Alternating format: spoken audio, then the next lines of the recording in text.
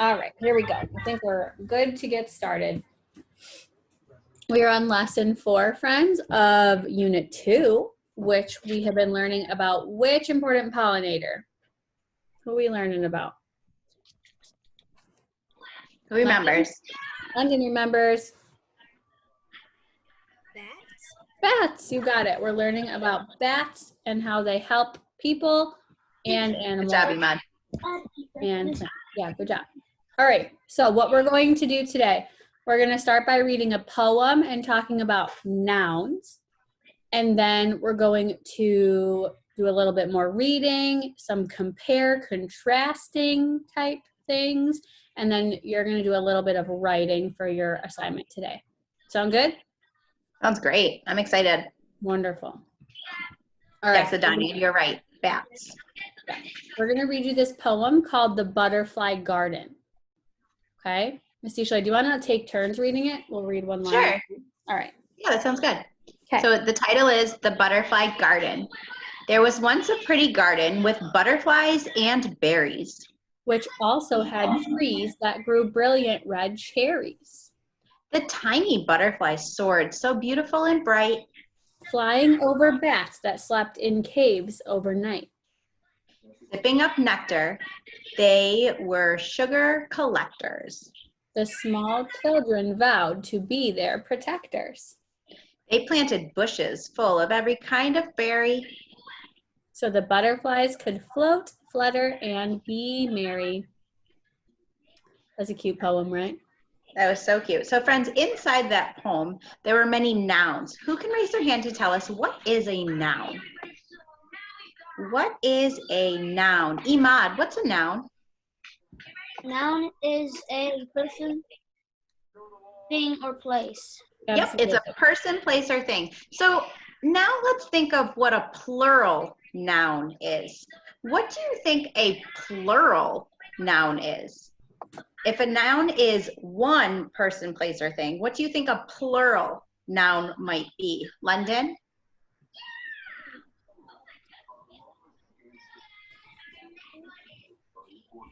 You're on silent, sweetie.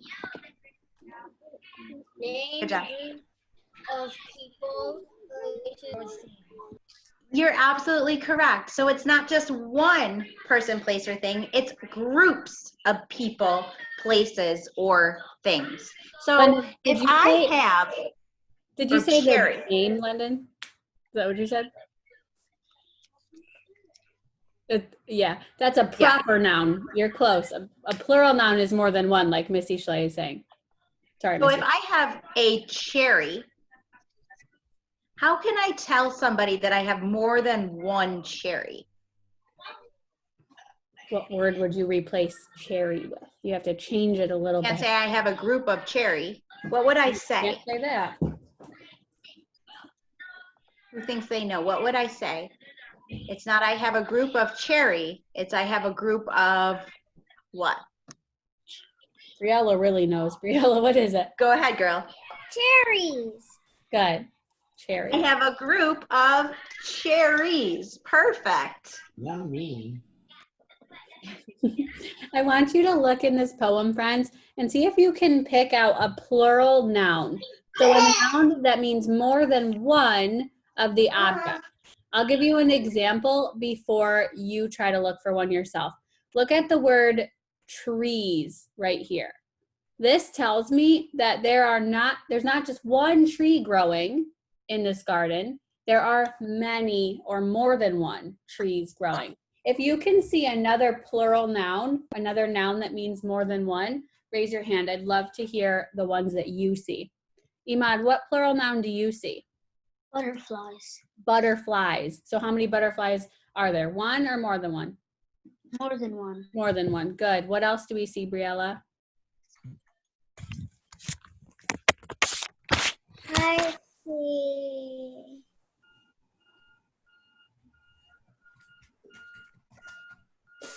I see one in this sentence here.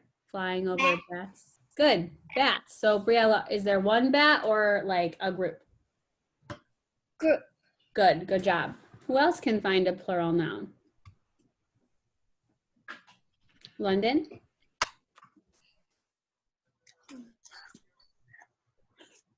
Bats. Briella just said bats. Do you see another one?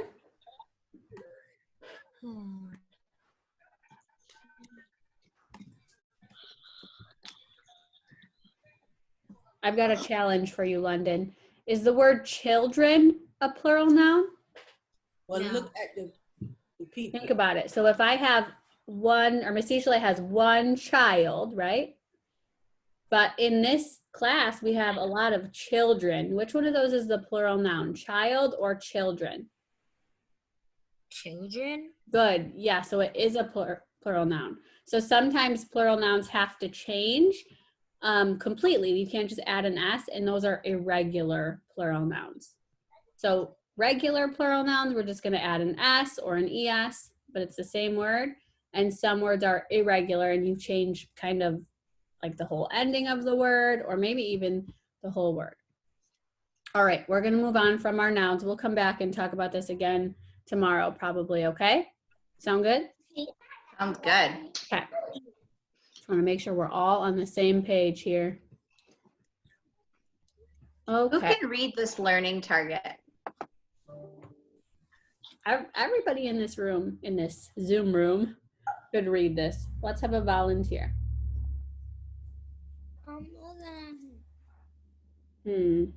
Daviana, can you read this for me, please?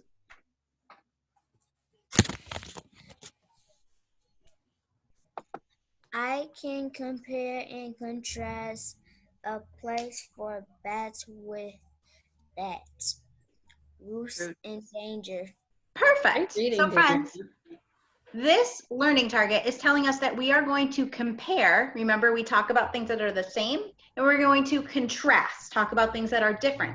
And we're going to do that using two different texts. The text we're going to be looking at is A Place for Bats, and we're going to be looking at Bats, Roost in Danger. And we've already read those texts yesterday and last week.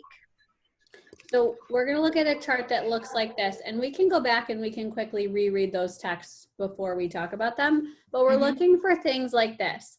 Do those texts talk about how people make choices that affect bats? So you're going to tell us in a few minutes, does that happen in Bats, Roosts in Danger or in A Place for Bats, or does it happen in both texts? Okay.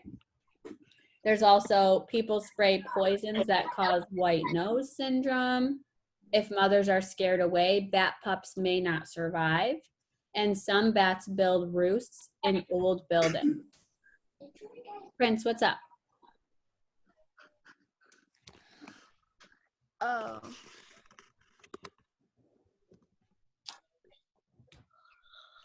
My mom had told me, are we gonna do one about like summer camp? You need to know about summer camp? Yeah, we can, how about we call mommy later and we'll tell her about summer camp, okay? Can you tell her that for me? Okay, perfect. All right, back to business, friends. So we're looking for all of this information in our two texts that we've read in the past couple of weeks. So let's start by quickly rereading Bats, Roosts in Danger, and we'll just read this text to you all the way through, okay? But you have to make sure your brain is focused on what we're reading. Everybody's brain focused? Danya looks focused. Love that. All right, I'll start. Okay. Bats, Roosts in Danger. Are bats living around your home? Once, bats lived only in natural areas. In many places, there are buildings where forests once stood. This means that today, bats often build roosts in buildings. We must be careful or we may put these bats in danger. Remodeling or removing buildings can cause problems for bats. A bat's nest is called a roost. Bats build roosts in different places at different times of the year. Bats can build roosts in trees and caves. Some bats build roosts inside houses and barns. A bat's roost can be destroyed when a building is changed or removed. Then the bat must find a new place to live. Bats are sensitive to noise. This is another reason that changing buildings can be a problem. Bats need a quiet place to have babies and hibernate. If there is too much noise, they might leave their nest, and it can hurt a whole group of bats. Bats need our help. Check for bats before you add on to or remove a building. Give them another place to live by putting up a bat box. You can also grow plants that bats like in your garden. You can help bats by saving their roosts. I'm gonna make this a little smaller. Oops, whoa. Yeah. So that I can put some check marks in there. So I wanna know, did you hear the author talk about people making choices that affect bats in this text? Yes or no? Thumb up for yes, thumb down for no. Did they talk about how people's choices affect bats? I think we're all saying thumbs up. Okay, we're gonna put an X in Briella, that good box. job. Yep. Did they talk about people spraying poison that cause white nose syndrome in this text? No, I didn't hear that either. So we're not going to put an X in that box. What about this part? If their mothers are scared away, bat pups may not survive. Did we hear about that? Yeah, pretty much. And what about this one? Some bats build roosts in old buildings. Did we hear about that? Sure did. Good job. All right, now we're going to read A Place for Bats just really quickly, and you're going to listen for those same pieces of information, okay? Let me share you the book. Anaya, you're upside down. Oh my goodness. All right, here we go. This is A Place for Bats. Bats make our world a better place, but sometimes people do things that make it hard for them to live and grow. If we work together to help these winged creatures of the night, there will always be a place for bats. For bats to survive, they need to stay safe and healthy. Many bats are killed by people who think bats are dangerous. But bats can't hurt us, and they devour pesky insects all night long. When people learn the truth about these little nighttime flyers, bats can live and grow. Some bats die when they fly too close to the wind turbines people use to make electricity. When people turn off wind turbines on calm nights, bats can live and grow. A bat can drown if it gets trapped in a watering trough for thirsty cattle or horses. When ranch owners add escape ramps to their watering troughs, bats can live and grow. Thousands of bats are dying of a terrible disease called white nose syndrome. Scientists think it is caused by a fungus that came from Europe. I remember talking about white nose syndrome. Think about that. When scientists discover a way to treat the disease, bats can live and grow. Some bats spend their days sleeping in trees in people's yards. If a hungry house cat spots these bats, it will attack. Or a hungry Frank. When people keep their pet cats indoors, bats can live and grow. Bats also need safe places to raise their young. Some bat pups grow up inside caves. When workers build gates to keep out curious explorers, bats can live and grow. Other mother bats raise their pups in small hidden places. When people build bat boxes that are the right size and shape, bats can live and grow. Bats have trouble surviving when their home habitats are destroyed. Some bats can only live in open woodlands with rivers or streams nearby. When people set aside some of these natural areas, bats can live and grow. Other bats can only survive in thick forests with lots of large old trees. When people protect the land and the trees, bats can live and grow. Some bats spend their days sleeping in palm trees. They stay safe from enemies by hiding under dead leaf-like fronds. When people leave the old drooping fronds on their trees in their yards, bats can live and grow. Thousands of bats can die when people block the openings of old abandoned mines. When people check old mines before filling them with rocks and dirt, bats can live and grow. When too many bats die, other living things may also have trouble surviving. That's why it's so important to protect bats and the places where they live. I'm going to stop there and I'm going to go back to our chart to compare. All right, thumb up or thumb down? I'm not upside down anymore. Oh, Okay, good. I'm so glad you're right side up. Did the author talk about how people make choices that affect bats? Yes, they did talk about it, or no, they didn't? London says yep. I agree with Maya London. says yep. I Viviana, see I heads think so, nodding. yeah. Unicorns yet nodding. Oh, good. Did we talk about in this text, people spray poisons that cause white nose syndrome? Did we hear that? Renee's saying yes, Imad saying yes, Pete. Good job. This author did talk about that. I couldn't get those words out for a minute. What about this? If their mothers are scared away, bat pups may not survive. We talk about that? Sure did talk about bat pups. Isn't it cute that their babies are called pups? So cute. What about this? Some bats build roosts in old buildings. I don't think so. We definitely talked about roosts, but I don't think we talked about old buildings in this one. No. Okay, so we'll leave that one blank. All right, friends. So your next job is going to be to use this information that we just talked about, as well as these notes that we took. Remember these notes from the other day when we read about the bats? Remember? Yeah? Yeah? Okay. So your target is this. I can plan the introduction and focus statement for a shared opinion piece about why people should work to protect bats. So we've been talking about the author's opinion, right? And what the author thinks. And now you're going to talk about your opinion about why you think we should save bats. And you're going to be able to use these notes to back up your opinion or to give reasons why you think your opinion is correct. From reading your work from the other day, I think that all of you believe that we should protect bats and that we should not hurt them. Yeah, you all agree? Good.